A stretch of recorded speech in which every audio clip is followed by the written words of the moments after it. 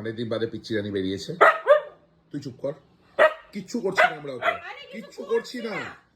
অনেকদিন বাদে পিচ্চি রানী খাঁচা থেকে বেরিয়েছে, কিন্তু এখন ওকে ছাড়া হচ্ছে না। ওর সেলাই সবে 3 দিন আগে কাটা হয়েছে, ওটা অনেকটাই শুকিয়ে গেছে। খুব ভালো প্রোগ্রেস, এখনো অনেকটা সেনসিটিভ হয়ে গেছে। খুব ভালো প্রোগ্রেস।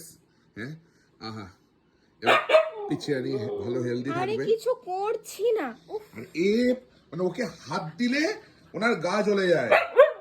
আমার বোনকে কি করছো? আমার বোনের পেট কেটেছিলে তোমরা সবাই মিলে।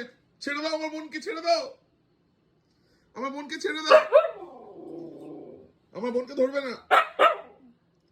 ওই লোকটা আসছিল, পচা লোক ডাক্তার, এসে আমার বোনের পেটটা কেটেছিল, আমি দেখেছি। আচ্ছা ঠিক আছে, ঠিক আছে, ঠিক আছে, বকে দেবো।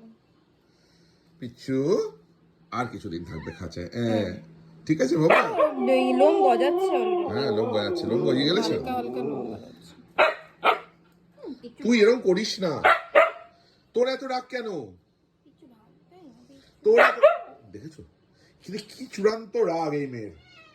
আর কেন আমার বোনকে কেন ধরেছো? তোমরা ভালো লোক নাও, তোমরা ওই লোকটাকে ডেকে নিয়ে এসে আমার বোনের পেট কেটেছিলে।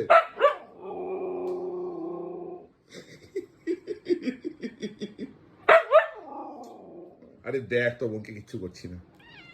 হ্যাঁ, পিচ্ছু বলে দে, বলে দাও পিচ্ছু, বলে দাও।